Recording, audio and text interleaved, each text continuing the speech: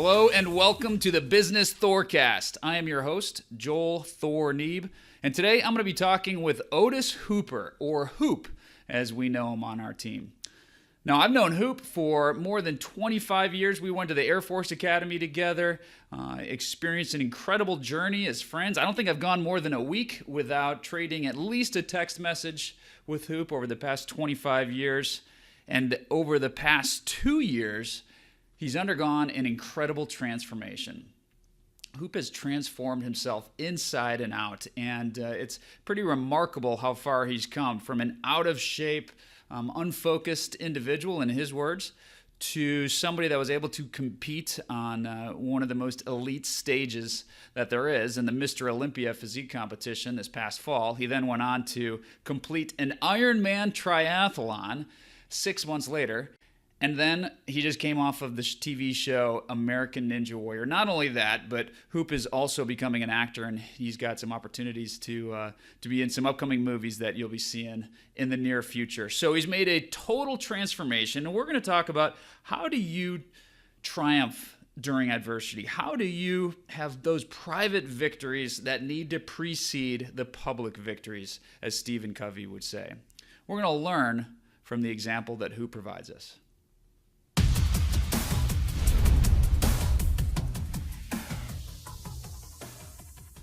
Today I'm sitting here with Hoop. He's one of our Afterburner team members. And more importantly for me, I've known Hoop since 1995 when we went into the Air Force Academy together. We were in the same squadron, which means the same vicinity and the same, basically the dorm, for the first 2 years. And we've been lifelong friends ever since. I don't think there's been more than a week that's gone by that we haven't had a conversation or at least exchanged a text since then. Would you agree with that, Hoop? Oh yeah, definitely. And you got an amazing story. I mean, you were such a powerhouse in your younger days and such an impressive individual. But what I'm really excited about, and how you and I have talked in the past, the story is really in the struggle, right? And so you have some pretty impressive things you're doing right now. You just finished a movie with Gerard Butler that you're able to participate in. You completed an Ironman triathlon last fall. You participated in the Mr. Olympia competition for physique. You are shooting a movie next week with Clint Eastwood. Is that right? That's right. Yep. And you just came off of American Ninja Warrior as well. Yep. It's been a fun year. Yeah. So a lot of incredible things coming forward from this year, but like I alluded to, that's not the most interesting part of you. I don't think people really resonate with the successes of other individuals until they know the full story. And you certainly have an incredible story, and the story is really in the struggle, right? I mean, that's the part that's interesting to folks, and that's the thing that they relate to when they hear this. In other words, everybody goes through the challenges. How do you rise above those challenges to one day find yourself in a better place and where you want to be ultimately, right? And so today we're going to talk about, first of all, I want you to describe where you were at as you're going through some of these life challenges. You don't have to go into a ton of detail because it's personal, but just from your perspective, what would you like to share about the life stage you were in right before you made this big transformation? Well, really the year that I decided to really start transforming was 2014. And the years prior to that, I was focused mainly on my professional development and my career. And there was a moment in time that summer of 2014 that my kids and I had a kind of a moment. And we were outside playing. Well, we were trying to play. I was trying to play with my kids. I have 4 boys, so I was trying to keep up with them. They're getting a little bigger. And I realized I just wasn't able to keep up with them like I used to, or that I thought I could. And we were outside jumping on the trampoline, and I was out of breath. I was sweating, and I just wasn't my old Hoop, the Hoop that you know. Yeah. And so I kind of saw it, but I didn't really act on it. And so later on that evening, around the dinner table, the boys and I were talking about making good decisions in life, good healthy decisions, academic decisions, physical decisions, food decisions. And in front of my plate was a plate of food that looked amazing. It was delicious, but it was not healthy. And my 7-year-old said, "Well, Dad, what about you?" And that was the moment that it got real. And they called me out on it. And so for me, that was the moment that I realized that what I was seeing in the mirror was not what my sons were seeing in the mirror. And I had to be honest with myself. And I decided at that moment to start making some changes for my personal life versus my professional life. So I tried to apply some of the things that I was learning in my professional life to my personal side. And I started down this path of transformation. So I'm going to call you out a little bit there too, because that's part of the story that you told me. But there's a lot of people out there that look in the mirror and say, you know, I'm carrying a little extra weight. I'm not as in good a shape as I could be. And may or may not go and work out and get in better shape, but it doesn't really matter. It doesn't affect their overall well-being and you know, and their sense of self. But you've told me in the past that this was something really important for you to be able to affect, right? Now, talk a little bit about why this was important for you to have something that you could control and you could change in your life at this time. Well, like I alluded to, in the summer of 2014, I made that decision to start eating healthier and try to live healthier. And I was getting healthier. But the things that I wanted to change on the outside were slowly changing, but more importantly, nothing else was changing. My surroundings were not changing. My family, nothing really was happening exciting. And nor was my body wasn't changing like I thought it should. And so I was getting frustrated with not only personally, some of the stuff happening in my personal life, but still my professional life wasn't progressing the way I thought it would. So then in February of 2015, I asked for help. And I realized that the things that I was doing were not effective. And being a pilot, I like to be in control. And I realized that the things that I thought I were in control of, I couldn't control. And so the moment that I released control and I asked for help from somebody who had the knowledge and has been down the path of lessons learned, then it started to, and I asked for help. He developed a plan for me that was specific to my body and to my goals. I applied that plan to me, and then things started changing. The key to the change, though, wasn't just physical. It was mental. And what I added to the equation was watching motivational videos in the morning and YouTube videos in the morning that had an inspirational theme. And I found that as I started to watch those videos in the morning, in addition to my physical exercise, everything started to change. So the moment I released control, the more control I started to get. So we're gonna share a picture of you for your transformation, and people are gonna be amazed by it when it, next to this link they'll be able to see that. But they're not gonna say they're gonna say, well, he wasn't 350 pounds, he wasn't 400 pounds, and it's an amazing transformation, and you look incredible on the other side of it. But talk to us a little bit about what you were going through at that time. You don't have to go in detail from a personal level, but in terms of what you could control and why was that a challenging place in your life? What did you feel like? How did you feel like you weren't in control? Really, my ultimate goal was, well, it started to change. It started to morph. I realized that I wasn't able to lead my family the way I wanted to lead my family. That's really the bottom line. And the things that I was doing to try to lead them and myself were not effective. And so then I looked at myself and I said, well, what can I control? The only thing I can control is what goes in my mouth, the food that I eat and the liquids that I consume, and the amount of effort that I put out with my hands and my feet and my body. So I can control the food that goes in and the effort that I exert.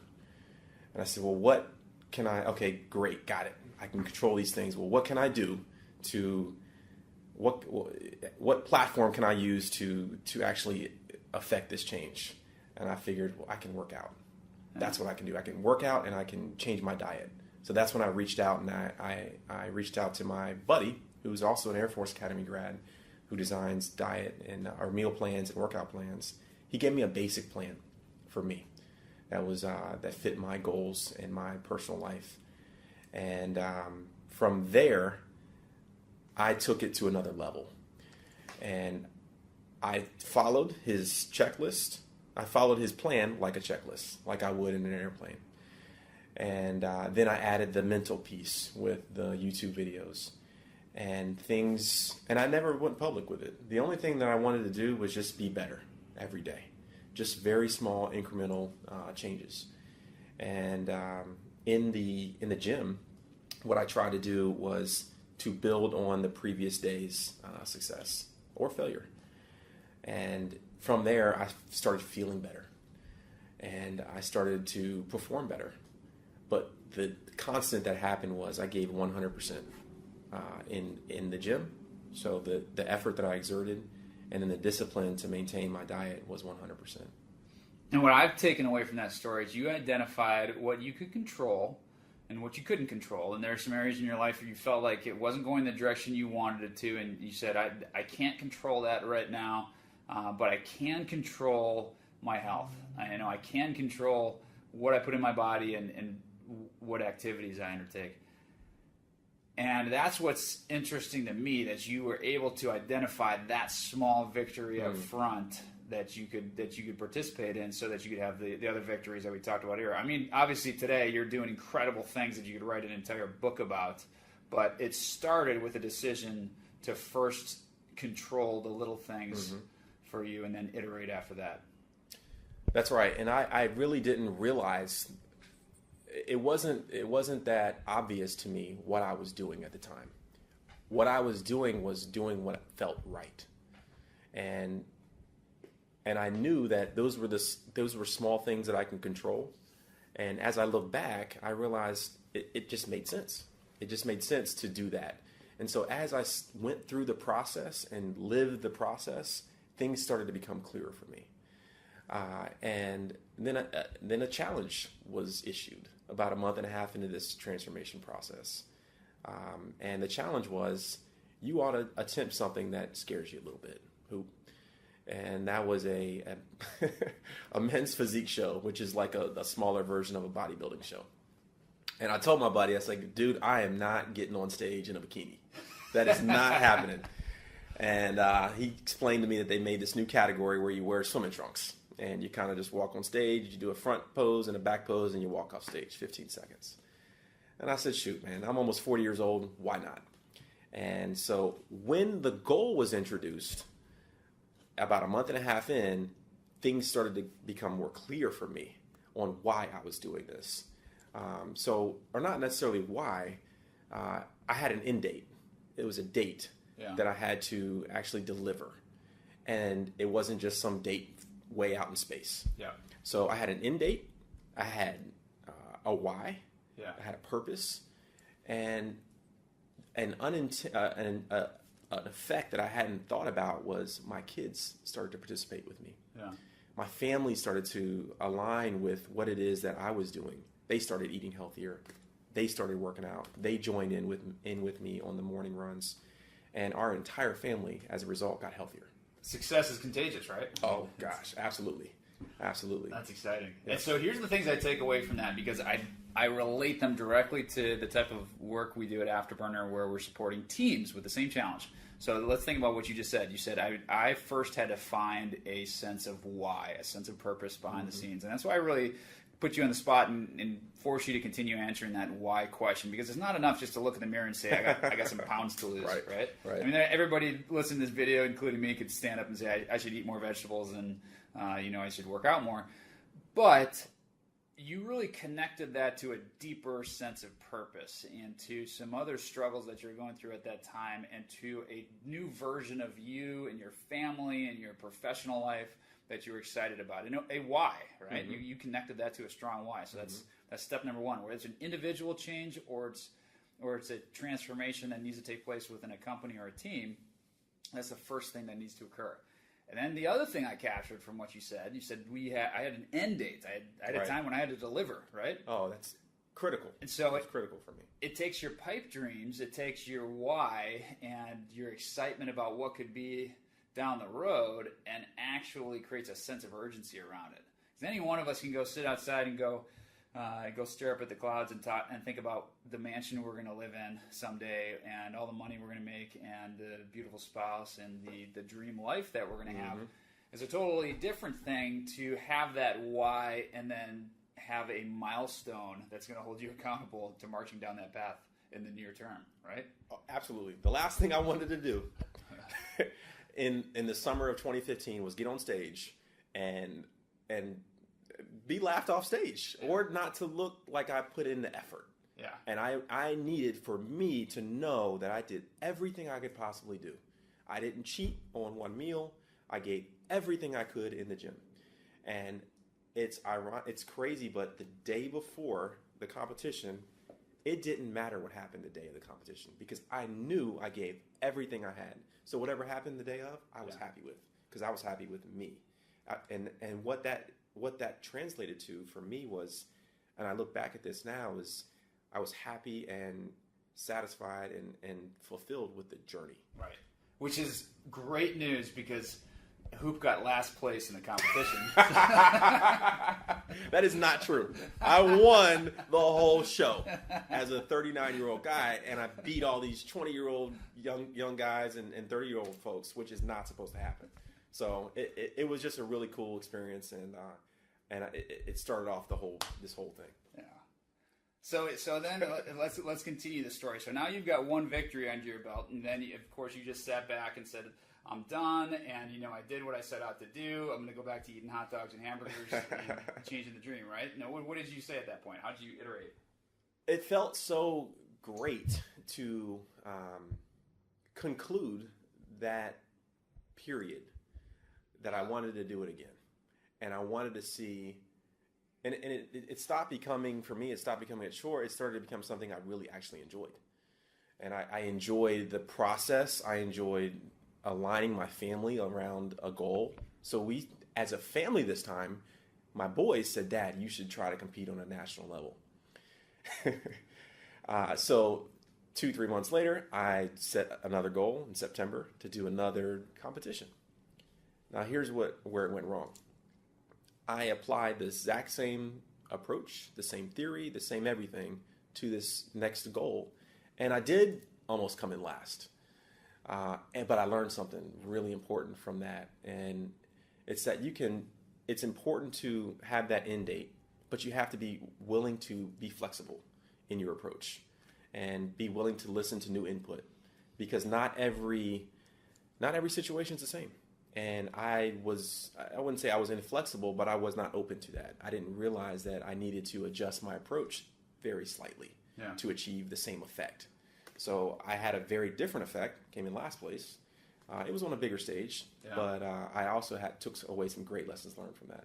So you failed, and it's important to talk about how failure is a part of growth, and a lot of times it's the most important part of growth. Mm-hmm. If I think back in my days as a fighter pilot, the times when I had the exponential growth spurts in my capabilities in my professional career are those times right after I failed, right after I fell in it and had a horrible experience. And it's because those are the easiest ones to gather lessons learned from if you're paying attention. Yeah. I mean, you can go sit back and lick your wounds and feel sorry for yourself, or you can make the decision to identify the root causes for those failures and then iterate and move forward. Yeah.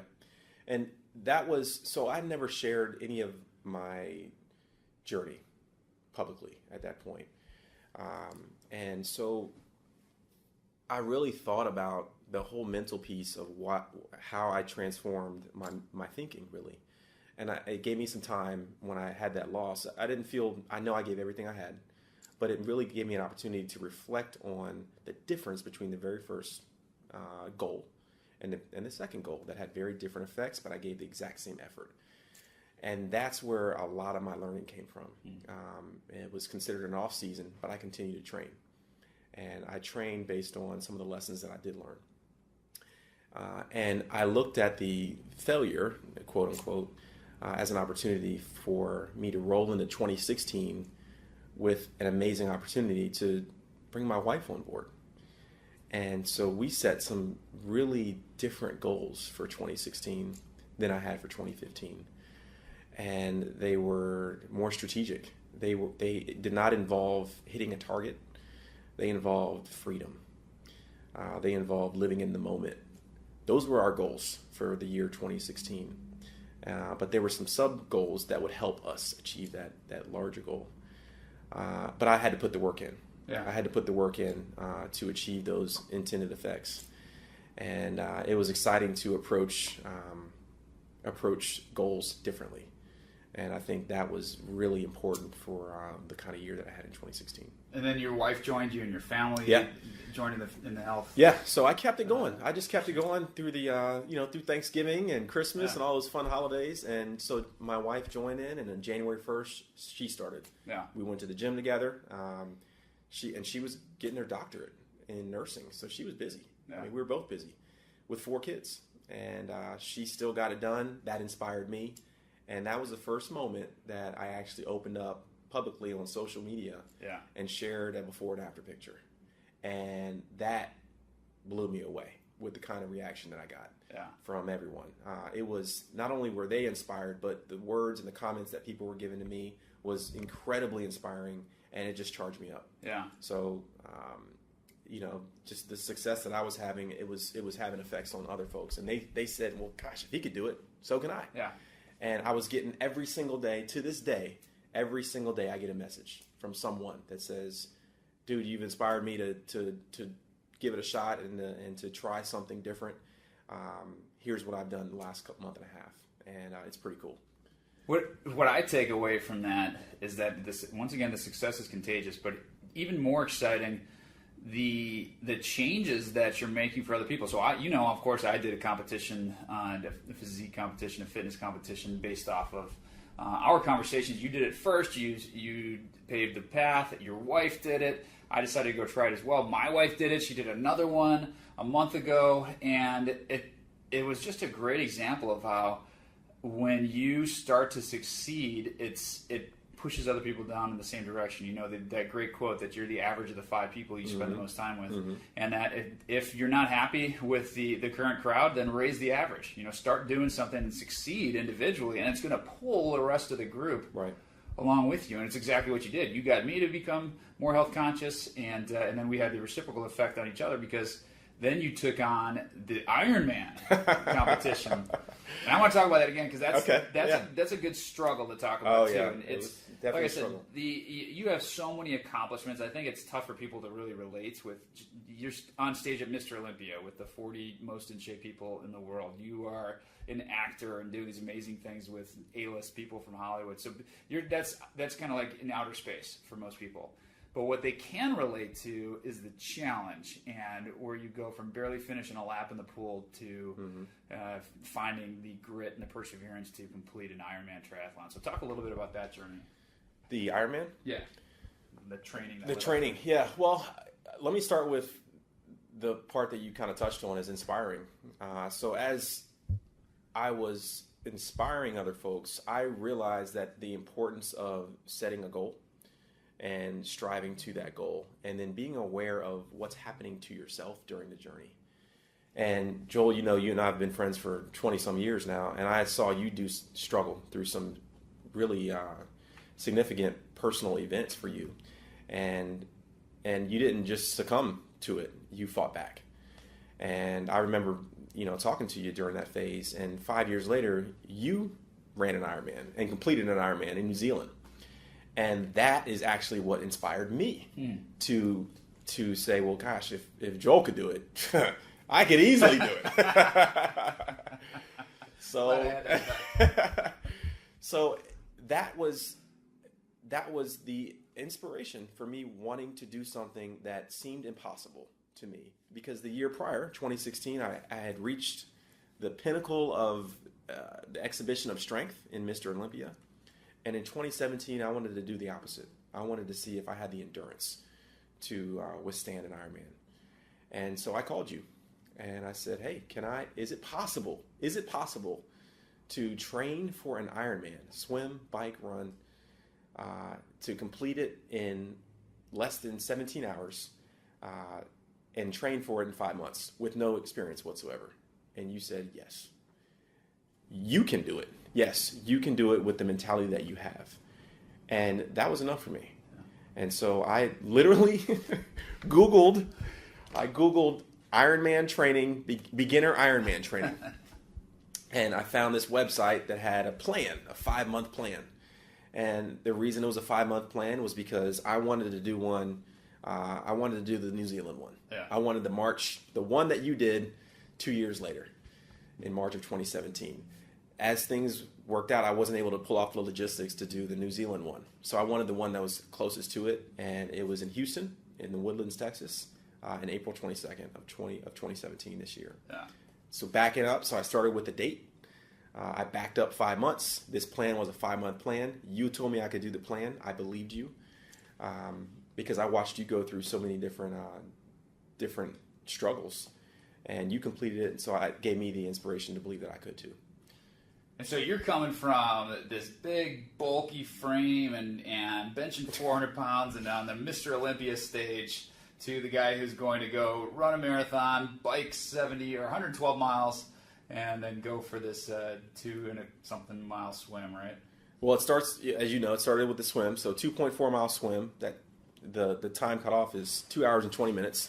The furthest I'd ever swam in the pool was like down the length of the kiddie pool to go get my 3-year-old ever in life. And then the bike portion is a 112-mile bike. So the furthest I've ever ridden is a Huffy around the neighborhood, chasing my kids. And then the run at the end is a marathon, 26.2 miles. And literally the furthest I've ever run was a 5K.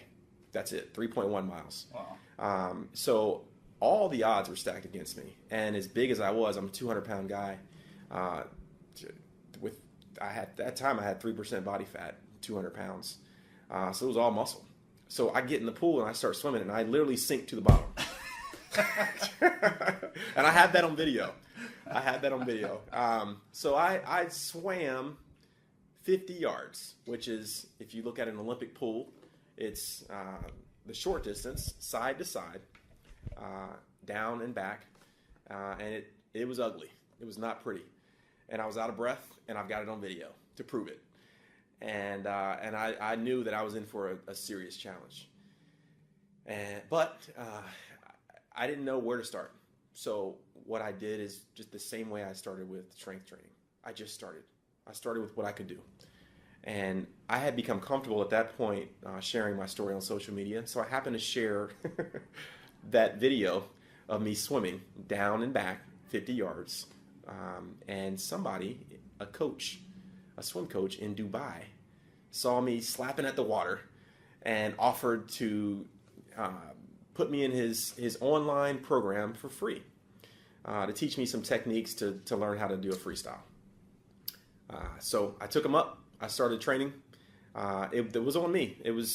So it's all online. Anybody could join in. And so he basically just taught techniques on how to swim properly. So in between that, I would watch the kids in the swim team swim. I would try to go underwater with my goggles and watch how they're doing their strokes, and I would try to imitate them. Yeah. But what I learned was over time, I got better. Yeah. And the seconds started coming off of my times, and that was encouraging. So what I keyed in on the swim was progress, and I became happier. Progress equals happiness for me. At that point, again, I do things that make me feel good. So one of the times when I was doing my push-ups and sit-ups, I kept that regimen going. So every morning I wake up and I do 150 push-ups, 150 sit-ups. I listen to my YouTube radios with the inspirational speakers, and I heard Tony Robbins say that progress equals happiness. Yeah. And it clicked. That's what I was doing in the pool. Yeah. 1 second of progress made me so happy. And so I built on that. I built on the 1 second, the 2 seconds, the seconds started coming off. After 5 months, or about 4.5 months in, I decided to swim the length of the Ironman in the pool.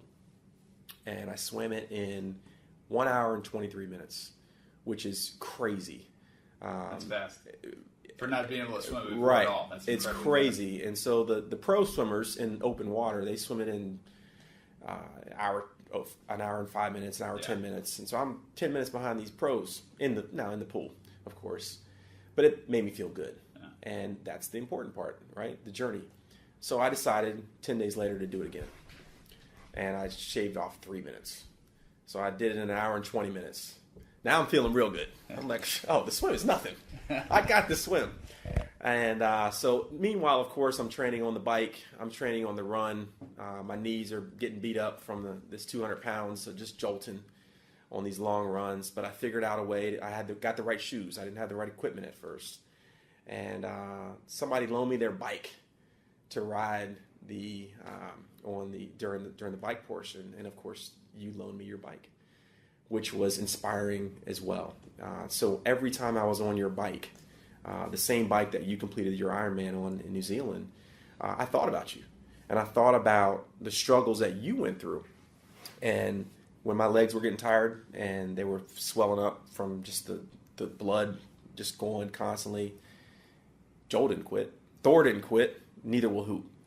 And so I kept it going. And I kept that vision of me crossing the finish line in your honor for the bike portion. I kept the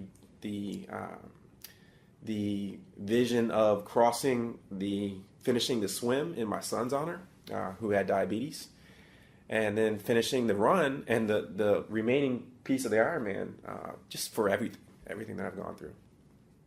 So now there are 2 times when you contacted me during the preparation for the Ironman. The first time, we talked a lot. There are 2 times when you contacted me that you said, I don't know if this is going to work out.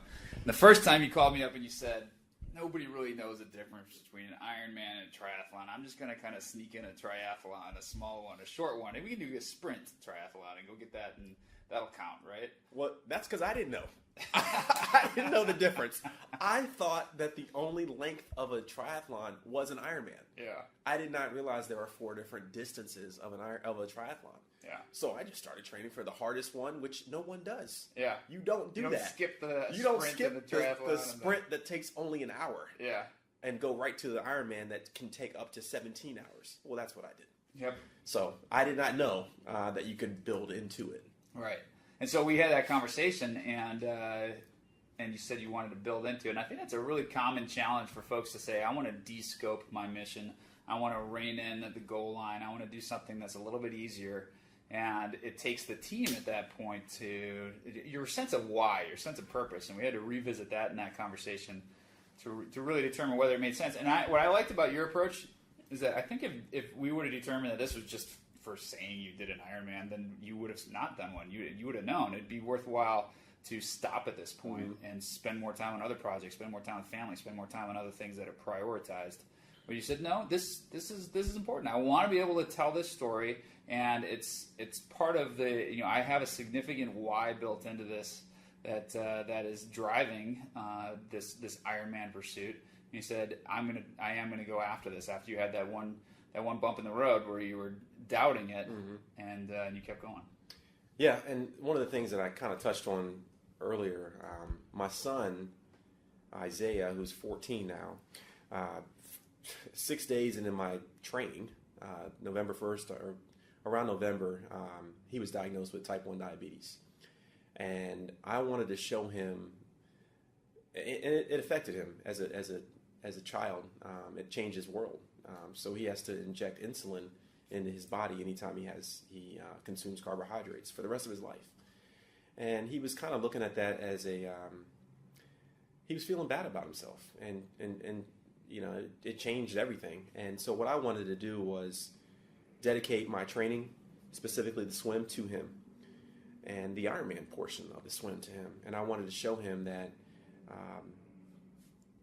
that the things that might scare you, or these big challenges, don't necessarily have to scare you. You can turn around and use them to your advantage. Yeah. And so I decided to keep the same diet that he kept during the training. So I kept the exact same diet that he did for 5 months, and it actually turned out to help me during the process. You're setting an example for him. That's right. That's right. I remember the Tony Robbins quote you're talking about because I've heard it too. Because I listened to those same videos, by the way. If you're wondering, those are the inspirational videos. You can just Google, motivational videos. And I used to think they were cheesy and something that was kind of a crutch for people. But I'll tell you that the battle that Hoop keeps alluding to before my Ironman was stage 4 cancer, and you can imagine all the challenges that went along with that. And it was so powerful to listen to something inspiring every day and to start my day off when I didn't feel like getting out of bed with a motivational story and listening to that. So highly recommend doing that. But my point is, Hoop was able to take that experience and take that challenge and make a parallel not only for his family, but to keep moving on beyond that bump in the road that he had initially. And then he calls me up the day before the competition, the day before the Ironman, and he says, what'd you say? Well, I had only trained in a pool because I trained over the winter. I had never trained in open water. And in the open water, there is no black line underneath the water to follow to keep you going straight. In a lake. In a lake with 3,000 other people swimming around you. Yeah. Nor can you see through the water left or right. So the water is black. It's dark. And I called you and I said, Thor, it is dark in that water, man. I can't see anything. And they give you a practice swim, about 10 minutes, just to get in the water the day before, to feel it out and to kind of get the course. I said, dude, I can't see anything. I'm blind in the water. I've never practiced this way. And I was freaking out. That's what I told you. Do you remember what I said to you? Of course I do. You said, I hope you suffer. I said, what? In a nice way. You said, I hope you suffer. And you explained to me what you meant by that. And you explained to me that someone told you that as well and before your Ironman. And what that meant to you was at some point during the race, there's going to be an obstacle or a barrier to my progression. And I need to embrace the suffer, embrace the pain that comes with that, and overcome it. And that point did come. Yeah. It came the next day during my Ironman. And I'll never forget our conversation because you told me, you said, I hope you suffer, but I know you'll get through it. And that was enough for me to push on. The quote that you were referring to earlier from Tony Robbins is that people only are satisfied by two things in life and really find happiness out of two things in life. One is growth and the other is giving. And I totally agree with that statement. And I think that growth only occurs when you get outside your comfort zone. And when I was approaching my Ironman triathlon, I had all these people wishing me well and saying, you're going to do great, you're going to crush it, you're going to do fantastic, except for one person. This individual is an MMA fighter and great guy. I went to business school with him. And he calls me up and he goes, I hope you suffer. I said, what? And he goes, I hope you suffer. I'm so jealous of you. You're going to learn so much about yourself through this experience. And he said, I hope you find the point where you don't know if you can continue and go on because that's where the growth occurs and that's what you're doing this for. He said, I trained for 2 years for that one moment when I'm in a fight and I'm about to be choked out and the daylight is leaving my vision and I have to decide whether or not I'm going to continue fighting or not. I have to find it within myself. During that moment, he said, I'm suffering, but that's what I trained for. It's that moment that I'm looking to find. The worst thing that could have happened to me and you is that you just get through this Ironman triathlon and it's a breeze, right? Mm-hmm. I mean, it's the easiest thing that you ever did. You finish that and you say, well, why did I do all this training just for a little teeny plastic medal that I get to take home? The suffering is the story. The story is the struggle. People want to hear about the struggle and how you overcame that. So let's close out on that topic. So you are in the water, the gun's gone off, and let me give you guys an idea of what this is like. So you're in a triathlon, Ironman triathlon. Your day has just started. You have at least, if you're an average Ironman person, 13 to 14 hours to go from the point that you get in the water. It's that long of a day. And now, when that cannon goes off and people start swimming, you're with 3,000 of your closest friends, swimming as fast as you can. You get kicked in the face by the person in front of you. You slow down a little bit and you kick the person in the face behind you. You speed up again and you bump into somebody on your left. You bump into somebody on your right. It looks like a washing machine because the water's so turbulent. All you see is bubbles around you, and you can't slow down or speed up or go left or go right. Very claustrophobic. So it's a very overwhelming scenario if you're not used to open water swimming, particularly with 3,000 of your buddies, like you have to endure in an Ironman. So that sets the scene for your swim experience. Talk about that a little bit. So I remember you telling me that story, and I was anticipating that. And I already knew that would be no problem for me because I'm mentally strong and I've trained and I could swim this thing in an hour and 20 minutes. And so the gun went off and I get in the water with the other 3,000 competitors. And literally in the first 5 minutes, I'm kicked in the head, punched in the head, just because everyone's in the water at once, just trying to move forward. And I kind of have a panic attack. So people talk about hitting a wall in a marathon. I freaked out internally, and my heart was pounding out of my chest. It was racing so fast, I was hyperventilating. And I could not breathe in the air, let alone with my face in the water. So I decided to tread water. Well, I'm treading water while 3,000 people are swimming through me, around me, over top of me, and it was not pretty for me. But I needed to slow down, assess the situation, and get control of my body. Yeah. Because I could not move forward if I did not. So I treaded water for 19 minutes. And I did my best to avoid the folks and the swimmers that were swimming past me. And in that 19 minutes, I panicked. I talked to myself. I thought about quitting. A lot of all the range of emotions. And I made a decision at that point. I was suffering. Mentally, I was suffering because I'd trained for 5 months and I did not think that I could finish within the time constraints. And I decided, I went back to what I knew. And what I had practiced in the pool was focus on progress. 1 second at a time, 1 rep at a time, 1 buoy at a time. And that thought popped into my mind. And I could see the buoy, the first buoy, about 100 yards away. And I said, well, God, let me just try to get to the buoy. And so I decided to swim to the buoy very slowly.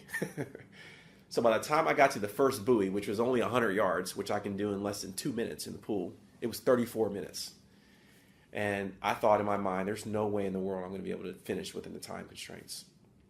And so I said, well, at least I'm going to swim until the end of the 2 hours and 20 minute time allotment. That's the max amount of time you can swim. If anybody past that, they pull you out of the water. You're done with the whole day. You don't finish the Ironman. So I decided I'm going to swim until the maximum time. I am not going to quit. If I have to tread water for 2 hours and 20 minutes, that's what I'm going to do. But I'm going to at least try to have forward progress. And I swam to the second buoy. But during the swim from the second buoy, I decided to pass the second one and get to the third buoy. During that pass, during the point from which I went to the first one and the third buoy, I actually passed somebody.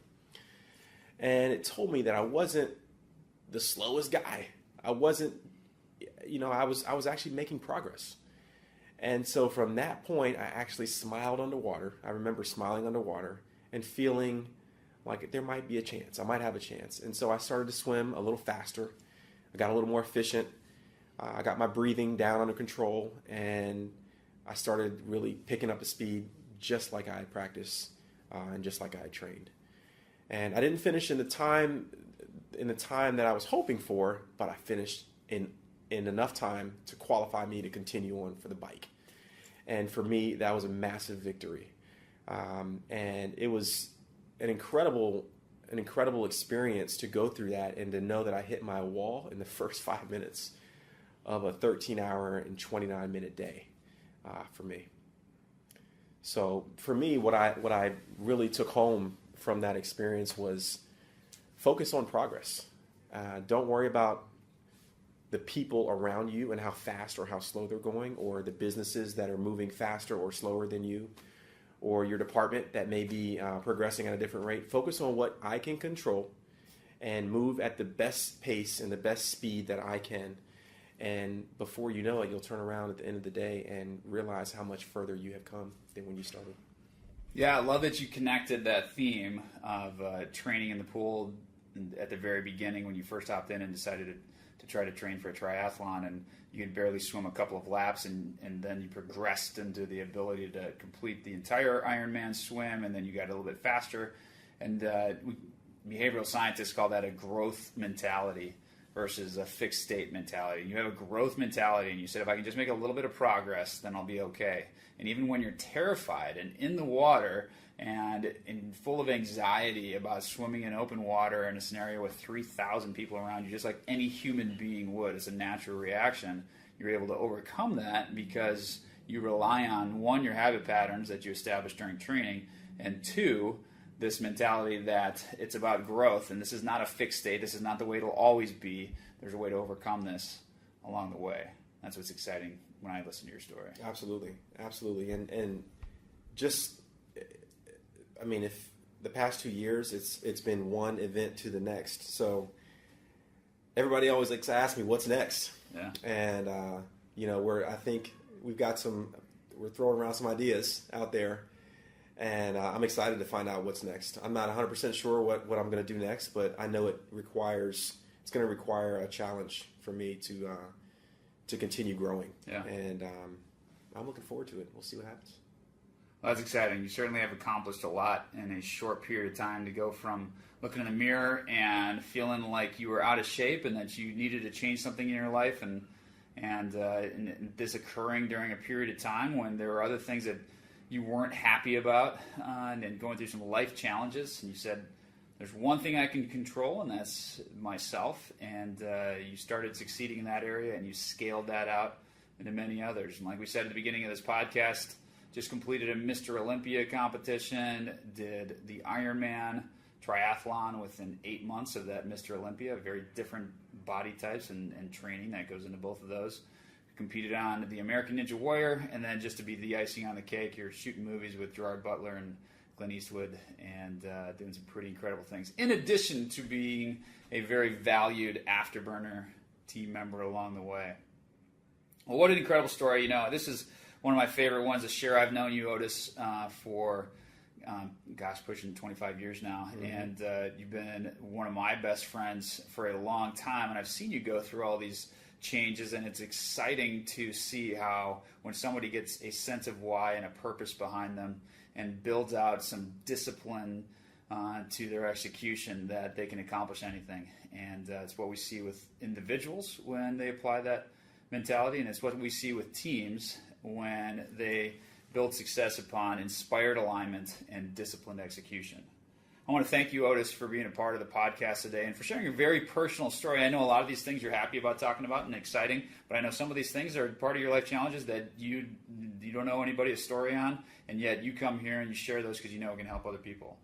Absolutely. I just want to say thanks for having me. And it's not something that I started doing 2 years ago, but I realized the power of sharing my story and more specifically my struggle. And I just hope that it helps one person out there to take on their own life challenges, whatever they may be. Great stuff. Well, ladies and gentlemen, thank you for listening to the Business Thorcast. Thank you to Otis Hooper for joining us today. For more information and to view today's show notes, please visit our website at www.businessthorcast.com. For a monthly dose of flawless execution to your inbox, sign up for our newsletter on our website. Over and